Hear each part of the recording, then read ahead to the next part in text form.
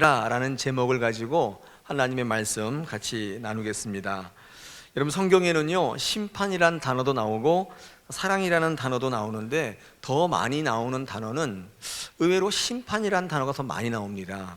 근데 심판과 늘 붙어 다니는 단어가 있는데 그것이 바로 회복입니다. 하나님은 심판하시지만 회복을 전제로 하십니다. 회복시키기 위한 심판이란 뜻이죠. 여러분, 성경의 전반적인 주제는 그래서 회복입니다. 성경은 구원의 책이고 회복의 책인 것입니다. 아무리 중대한 죄를 저질렀다 할지라도 하나님의 은혜, 예수 그리스도의 십자가를 붙잡기만 하면, 체험하기만 하면 모두가 회복되어진다는 거예요. 이게 성경의 핵심적인 주제죠. 여러분, 시편 51편은 다윗이 밧세바와 간음하여 죄를 저질렀을 때 그 상황을 노래하는 시거든요. 거기에 12절에 이렇게 얘기합니다. 주의 구원의 즐거움을 내게 회복시켜 주옵소서.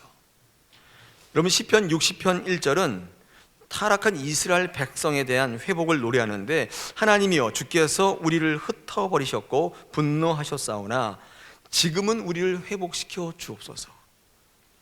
여러분, 성경은요 실패한 사람들, 실패한 민족들 하나님 앞에 나오기만 하면 모두 회복시켜 주시겠다는 약속을 우리에게 주시는 거예요.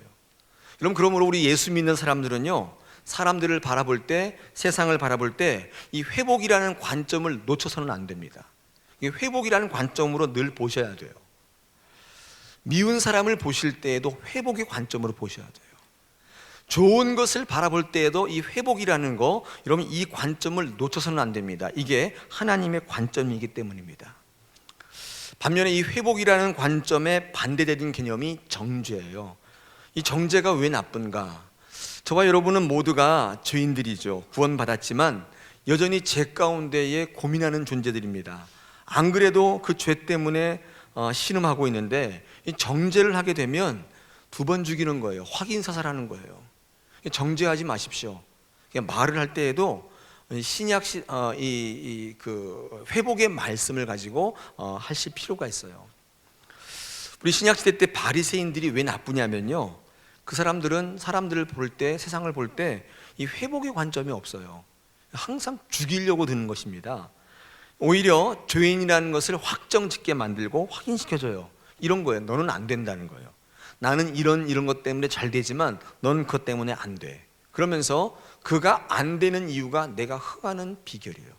여러분, 이것이 정죄입니다.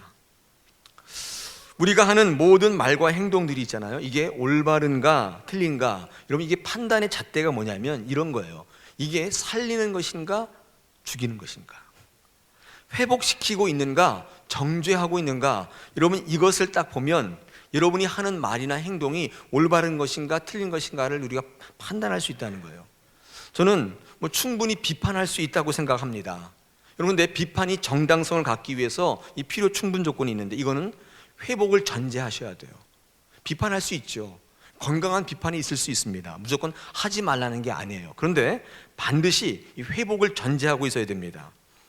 이 시대에 교회가 잘못되었다, 교인이 잘못되었다 이야기할 수 있습니다. 지적할 수 있어요. 그런데 아무리 좋은 지적이라도 이 회복을 전제하고 있지 않으면 그건 정죄가 됩니다. 우리나라 말이 이런 말이 있습니다. 배고픈 것은 참아도 배 아픈 것은 못 참는다. 그런 말이 있어요. 이게 무슨 말이죠? 축복을 위해서 하는 말보다 남이 잘 되는 꼴을 못 봐서 하는 말이 더 많다는 거예요. 우리 말 속에 그런 게 많이 있습니다. 저는요, 우리 믿는 분들, 특별히 우리 다사랑교회의 많은 분들이 시간이 가면 갈수록, 예수 믿으면 믿을수록 정죄하고 비판하는 모습보다는 회복시키는 말과 행동들이 우리 가운데 많아졌으면 좋겠습니다. 저와 여러분의 모습 가운데, 우리 교회 가운데 그런 모습들이 많이 나타나기를 축원합니다. 그럼 잘 되는 인생, 승리하는 인생, 하나님의 뜻대로 사는 인생들에게는 특징이 있는데, 그 뭐냐면요, 이런 거예요. 살아가면 갈수록, 예수 믿으면 믿을수록 손잡는 사람들이 많아져요. 그러니까 다시 말하면 여러분 편이 많아져요. 이게 특징입니다. 그래서 기독교의 특징은 연합이에요. 이 연합이라는 단어가 기독교를 규정하는 굉장히 중요한 말이에요. 그래서 하나님과 친해지는 것, 예수님과 친해지는 것도 우리가 그리스도와의 연합이다, 그렇게 얘기하거든요. 더불어 이웃과도 연합을 하셔야 돼요. 우리 예수 믿는 분들 가운데에 연합하기가 어려운 분들이 있어요. 연합하는 걸 싫어하는 분이 있어요. 항상 혼자 있는 게 좋아하시는 분들이 있어요. 혼자가 편하세요? 혼자가 편하시죠? 그냥 교회 오면 아무도 말 안 시켰으면 좋겠어요. 그냥 버려뒀으면 좋겠어요. 뭐 잘왔냐, 뭐 환영합니다, 이런 거 좀 제발 안 했으면 좋겠어요. 그냥 마음에도 없는 거 하기도 쉽지 않고 맨날 목사가 시키니까 하긴 하는데 그런 거 좀 안 했으면 좋겠다, 이렇게 실제로 건의하는 분이 있어요. 이해합니다. 네. 예수님과 연합하는 게, 사람과 연합하는 거 참 어렵습니다. 우리 교회를요 공동체라고 하는 이유가 연합하셔야 돼요. 마치 기독교를요 불교같이 믿는 분들이 있어요. 교회 오시면 사람들이 힘들어서 교회 못 다니겠다, 그런 분들이 제법 계시거든요. 사람이 힘든 게 사실이에요. 그 거짓말 아닙니다. 제가 세상 살아보니까 가장 힘든 게 사람이에요. 여러분들이에요. 제일 힘들어요. 이 얘기 하려고 하는 거 아닌데, 들으라고 한 얘기 아닌데 듣고 계시네요. 들으십시오. 네, 들으셔야 돼요. 네, 여러분이 제일 힘들다고요. 여러분, 그렇기 때문에 하나님은요 연합하라고 하는 거예요. 여러분, 가만히 있으면 친해지면 뭐하라고 연합하라고 합니까? 가만히 있으면 친해지질 않아요. 연합이 안 된다고요. 하나님께서 그래서 우리에게 항상 동굴로 가지 말고 산속으로 가지 말고 힘든 사람들 가운데 존재하라고 말씀합니다. 그들과 연합하라고 하는 거예요. 저는 저희 교회가 규모는 작지만 연합되었으면 좋겠어요. 예수 안에 어떤 일이든지 예수로 연합되면 회복이 일어나요. 이것을 체험하고 이것을 가지고 세상으로, 가정으로, 회사로, 직장으로 나가면 이 세상이 밝아지지 않겠습니까? 여러분, 이 작은 공동체에서 시작할 수 있습니다. 할렐루야. 여러분, 교포 사회에 이런 이야기가 있다고 그래요. 저도 들은 얘기인데, 뭐 호주 사회에 이런 일이 있었다고 그래요. 그 신문에 대문짝망에 났대요. 어그리 코리안이라고. 이상한 코리아인, 한국 사람, 이런 뭐 기사가 났다고 하는데, 불법 체류자 검거율이 가장 좋은 민족이 한국 민족이라는 거예요. 그러니까 한 사람이 불법 체류자로 체포가 딱 되면 그 사람은요 다른 한국 사람을 고발한대요. 그 이유가 뭐냐면, 내가 잘 살다가 체포된 거 보니까 누가 나를 밀고 한 거죠. 고발했는데 내가 생각해 보니까 저분 같은 거예요. 그러니까 그분을 고발한 거예요. 근데 그분이 또 체포대에 오잖아요. 그럼 가만히 생각해 보니까, 가만히 날 누가 고발했지 생각해 보니까 또 저 사람인 것 같은 거예요. 또 저 사람을 고발하는 거예요. 이런 식이에요. 그래서 자기 안 되면 남도 같이 물고 들어가는 거예요. 참 좀 신기하지 않습니까? 이상하기도 하고. 근데 거기에 이런 글이 있습니다. 중국 민족은 다르대요. 여러분, 차이나타운에 한번 들어가면 철저하게 숨겨준대요. 절대로 안 내준다는 거예요. 보호해준다는 거예요. 이런, 물론 뭐 중국 사람이라고 한국 사람이라 다 그런 건 아니겠지만, 이런 중국 사람들 예수 안 믿는 분들이 많이 있지만, 이런 중국 사람들이 이런 점은 참 본받을 만하지 않습니까? 삼국지 한번 보십시오. 유비, 관우, 장비 나오는데, 유비 어떤 사람이에요?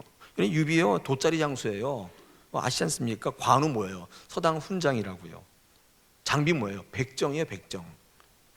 어떤 의미에서는 별 볼 일 없는 사람들인데 세 명이 뜻을 하나로 연합하니까, 손 잡으니까 여러분 천하를 호령하지 않습니까? 그게 삼국지 아닙니까? 연합하는 게 얼마나 중요합니까? 여러분, 세상도 그런데 교회에서 하나님의 뜻을 이루는데, 회복되어지고 구원하는데 연합되어지지 않으면 혼자 각자 플레이하겠다, 어렵다는 것입니다. 연합하려면 귀찮아요. 불편하다고요. 우리 다사랑교회가 회복해야 될 게 있다면, 구원받은 백성답게 살아가야 될 게 있다면 바로 이 연합하는 모습이 아닐까 생각을 해봅니다. 연합하면 유비, 관우, 장비처럼 처지와 환경을 뛰어넘어, 내가 가진 것 뛰어넘어 회복과 구원을 체험할 수 있는 길이 열려요. 사랑하는 여러분, 한 주간 동안 어려우셨죠? 피곤하시죠? 어떻게 이 모든 것 가운데 구원받을 수 있습니까? 회복될 수 있습니까? 연합하시는 거예요. 그리스도의 사랑으로 하나가 되시는 거예요. 그런 의미에서 아까와는 다른 인사를 한번 하겠습니다. 옆에 있는 분들에게, 아까는 형식적으로 했죠. 지금은 눈을 딱 쳐다보면서, 사랑합니다, 고맙습니다, 감사합니다, 당신 때문에 내가 잘 됩니다, 인사해 주십시오. 네, 고맙습니다. 여러분, 이런 연합이 필요하더라는 거예요.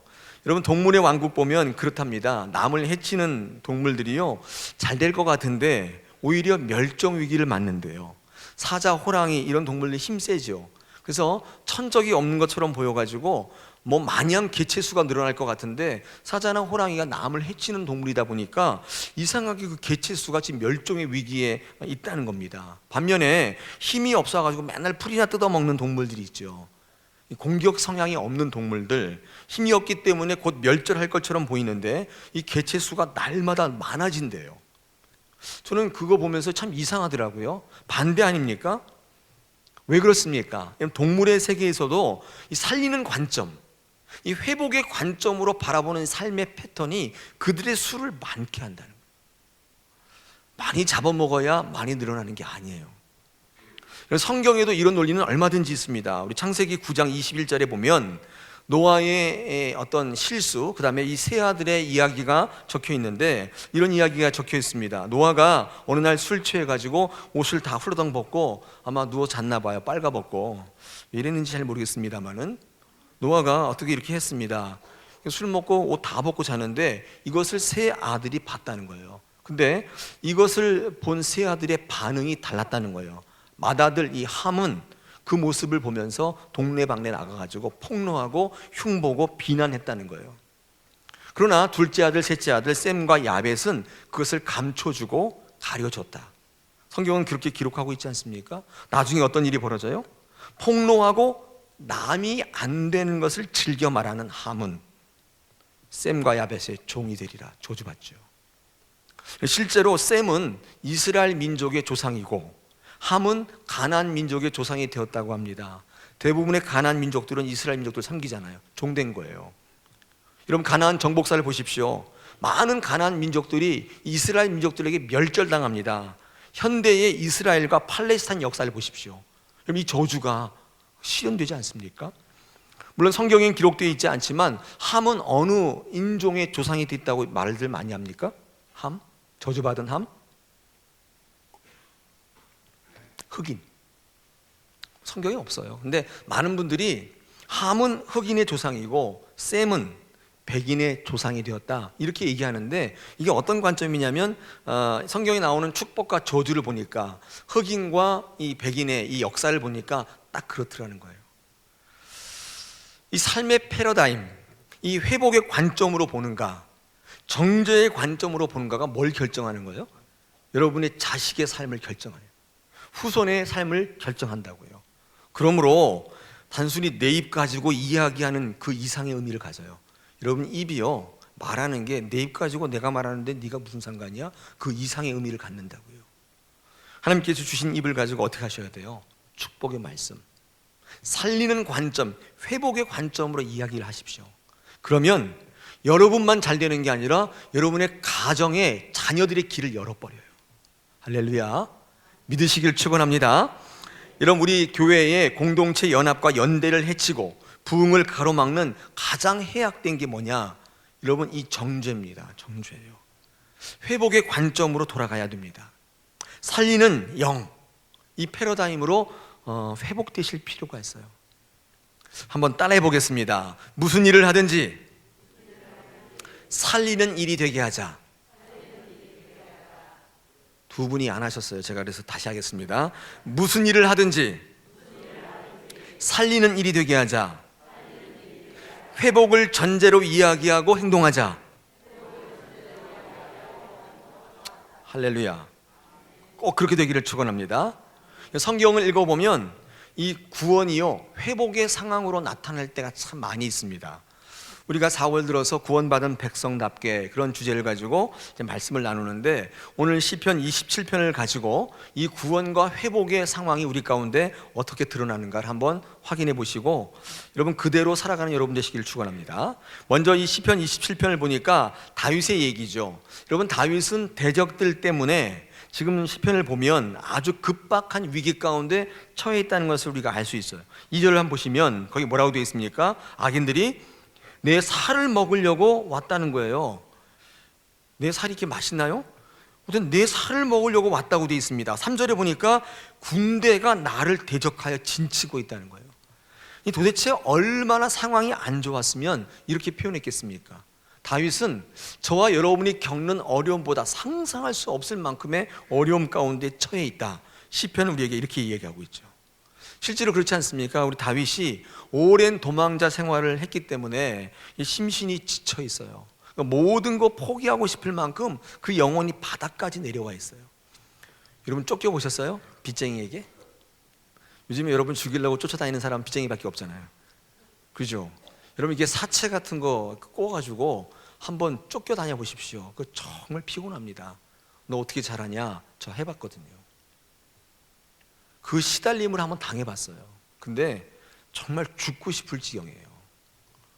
다윗은 10년 동안 사울의 이 죽임을 피해서 도망 다녔어요. 미친 척도 하고 동굴 속에 숨고 바닥에 엎드려 있고 뭐 별의별 짓을 다 해봤습니다.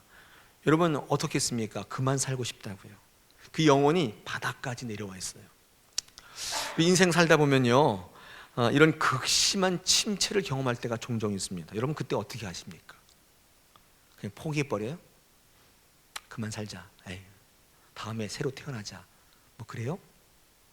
오늘 본문 보면요, 이 다윗의 조건이 참 절망적인데 이 다윗은 절망하고 포기하는 게 아니라 하나님을 더욱 힘있게 의지하고 있는 모습들이 눈에 띕니다. 여러분 시편 27편을 그래서 다윗의 시보다 어떤 시보다도 하나님에 대한 승리와 이 신뢰가 강한 그런 시라고 많은 성경학자들이 평합니다. 여러분 생각해 보십시오. 다윗이 어디서 이런 힘이 났을까요? 정말 죽고 싶을 만큼 바닥에 내려와 있는데 어떻게 다시 일어날 회복될 힘이 어디서 났을까요? 저는요 성경 27편 시편 27편 읽으면서 이렇게 한번 결정을 해봤는데 이 다윗의 관점입니다. 여러분 꼭 적어 놓으십시오. 관점, 시각, 보는 거. 다윗은 아무리 어려운 조건 속에서도 패배와 무너짐과 흩어짐과 죽음을 보는 게 아니에요. 오히려 그 가운데 회복과 구원을 보더라는 거예요. 독특하지 않아요? 어려우면 죽음을 보게 되잖아요. 아까 제가 얘기했잖아요. 저거 사채업자한테 쫓겨다녀 보니까 죽고 싶더라니까요. 근데 다윗은 그 가운데 뭘 봐요? 회복과 구원을 보더라는 거예요. 우리가 살아가는 현실은요 다윗만큼은 아닐지라도 어렵습니다. 힘들어요. 안 될 것처럼 보입니다. 이게 사실이라고요. 그런데 중요한 거는 똑같은 열악한 상황인데 어떻게 보는가 다르게 나타나요.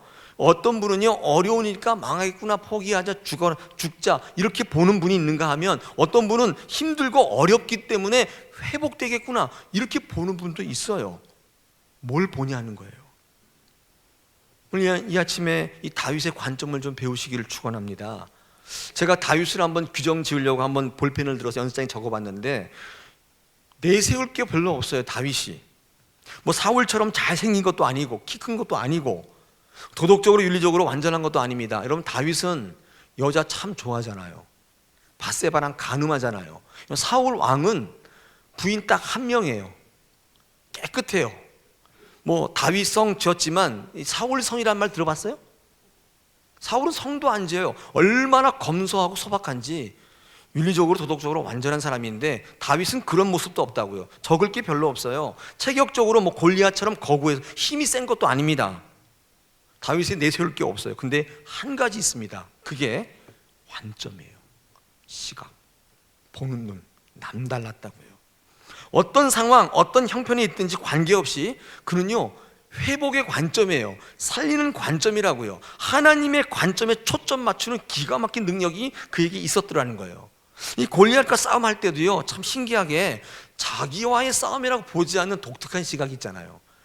굉장히 중요하지 않습니까? 골리앗 거인 앞에 딱 섰는데 큰 소리 막 치는 거예요. 근데 왜 막 치나 봤더니 이 다윗의 관점은 너와 내 싸움이 아니라 내 뒤에 계신 하나님과의 싸움이라고 봐버리는 거예요. 기가 막힌 거 아니에요? 그러니까 큰 소리가 나오는 거예요. 큰 소리 치고 어떻게 해요? 뒤로 싹 숨으면 되니까. 그럼 자기는 뭐예요? 자기 정체성은 뭐예요? 네. 거덜이에요. 거덜. 거덜이 뭔지 아세요? 모르실 줄 알았어요? 거덜은요 이 조선시대 때에 사복시라고 하는 관청이 있었다고 합니다. 이 사복시가 뭐냐면 가마나 말을 관리하는 관청인데 여기서 일하는 이 하인이 거덜이에요. 거덜이라 불렀대요.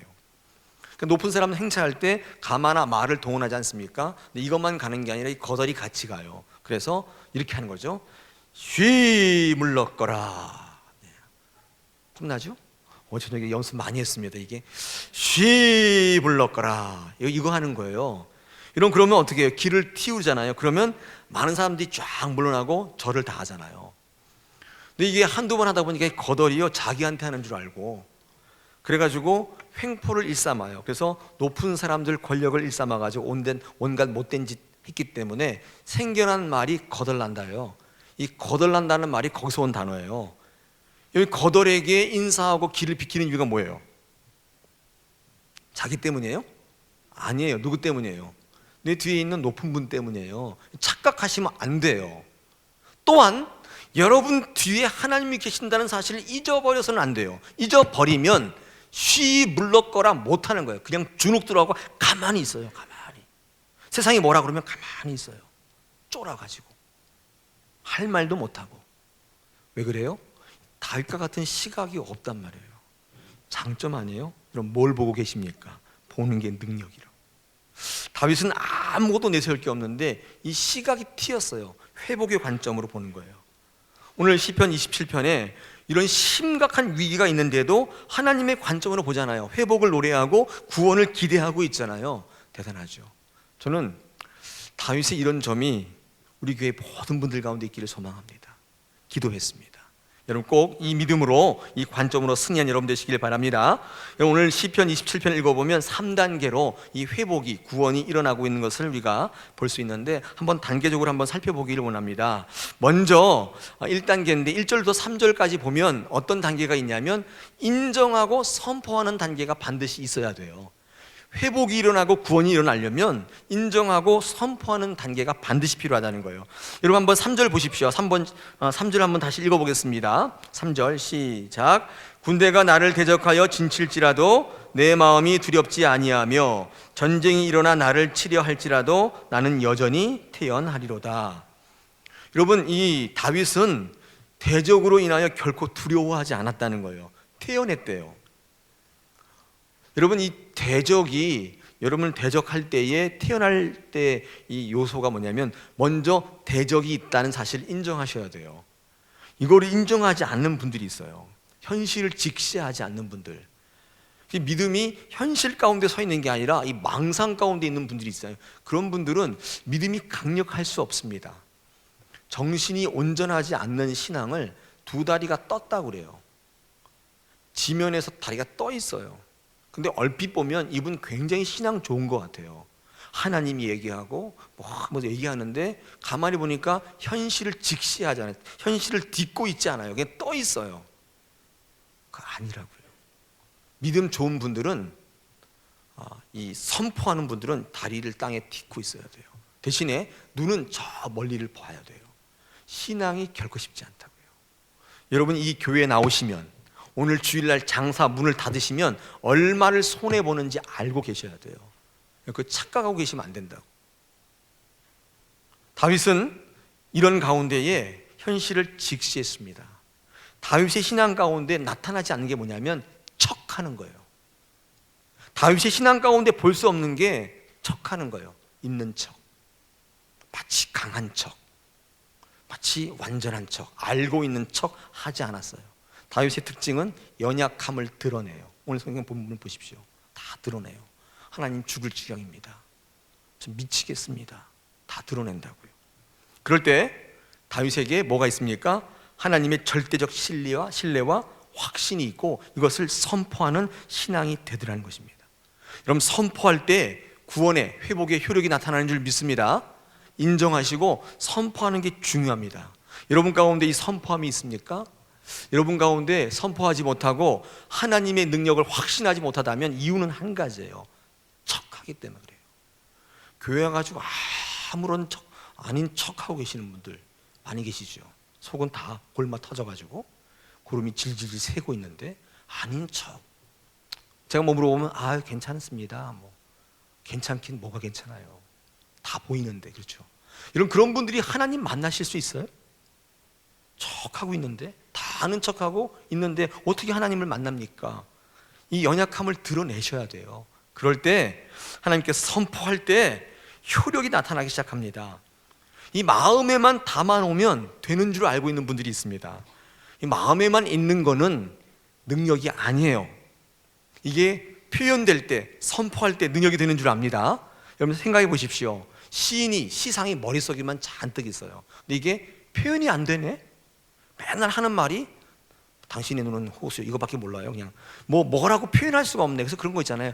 좋긴 좋은데 뭐라고 표현할 방법이 없네. 그런 거 있잖아요. 그 능력이에요, 그게? 그거 아무것도 아니에요, 그거는.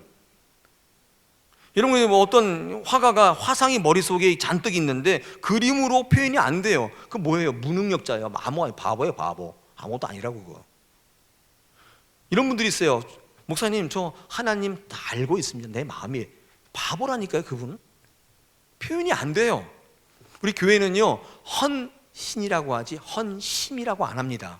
마음에만 있으면 된다. 여러분 이렇게 얘기 안 해요. 몸으로 나타나야 헌신이 되는 거예요. 일하기 싫어하는 개인주의적 신앙인들이 이 마음을 악용합니다. 그러나 성경은 우리에게 뭐라고 강조하느냐? 로마서 10장 10절에 이렇게 얘기하죠. 사람이 마음으로 믿어 의에 이르고 입으로 시인하여 구원에 이른다. 이런 마음에 품는 것도 중요한데 입으로 시인하고 표현하면 구원에 이릅니다. 이런 마음으로 믿으면 의인은 될 수 있을지 몰라도 구원과는 관계없어요. 입으로 표현되면, 헌신되면 구원에 이른다. 잊지 마십시오. 다윗이 어려운 형편에도 그가 회복을 바라볼 수 있었던 신앙은 바로 인정하고 선포하는 모습이 있었다는 거예요. 할렐루야. 두 번째, 이 다윗의 시편 가운데 4절과 6절을 보게 되면 사모하는 신앙이 있습니다. 찬양하는 신앙이 있더라는 거예요. 우리 한번 4절을 한번 읽어보겠습니다. 4절 시작.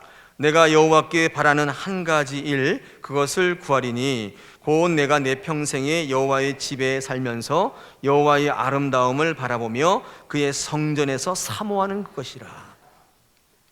사모함이 있었다고요.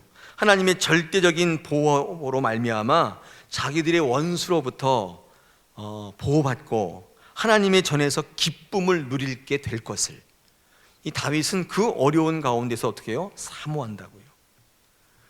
하나님의 능력은요, 사모하는 분들의 것입니다. 할렐루야. 하나님의 능력 사모하세요? 네, 우리 박권사님만 사모하시네. 하나님의 능력을 사모하세요? 사모하세요? 네, 이게 아멘에 인색하세요. 아멘 연습을 좀 하셔야 돼요, 그죠? 아멘의 뜻이 뭐예요? 그렇게 될 줄 믿습니다. 네.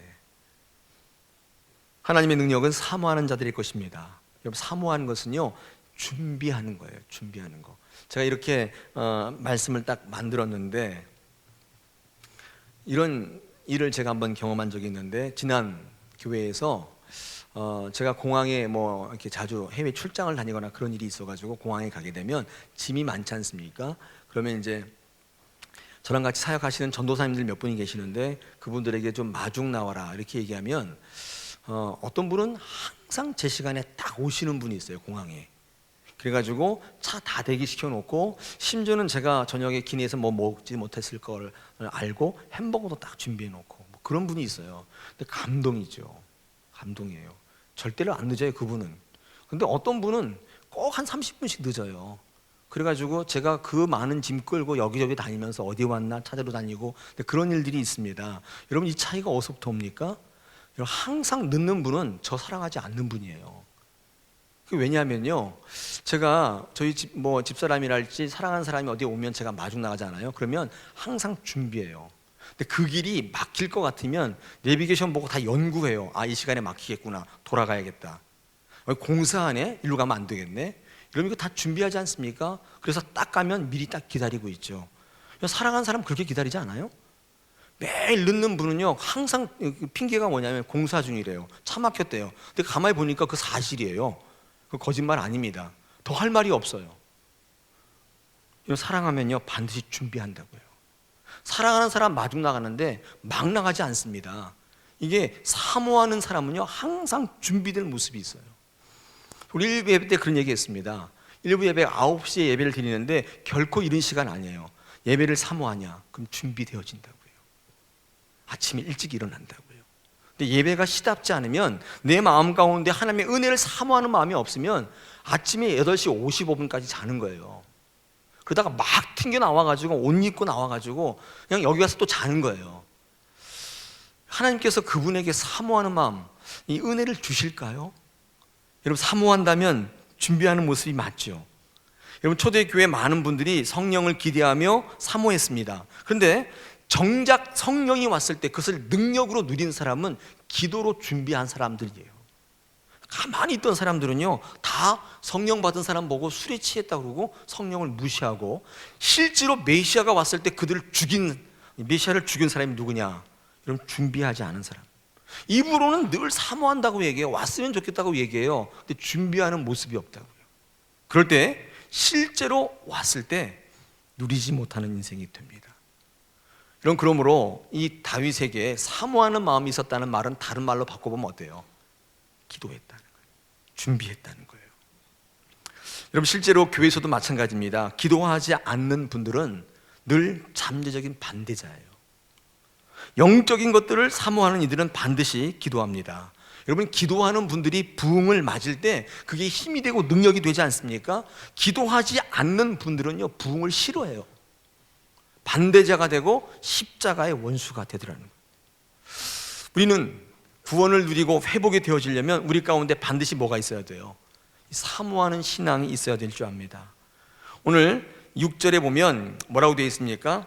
6절에 한번 읽어보겠습니다. 이제 내 머리가 나를 둘러싼 내 원수 위에 들리리니 내가 그의 장막에서 즐거운 제사를 드리겠고 노래하며 여호와를 찬송하리로다. 사모하고 준비하는 인생이 뭐로 나타납니까? 예배함으로, 기도함으로, 찬송으로 나타나지 않습니까? 여러분, 지금 예배하고 찬송할 때가 아니에요. 그럼에도 불구하고 이 회복과 구원을 누리는 자의 모습에는 이런 모습이 있더라는 겁니다. 세 번째 구원되고 회복되어지는 인생 가운데 나타나는 게 뭐냐? 이 간구하는 모습이 있고 기다리는 모습이 있다는 겁니다.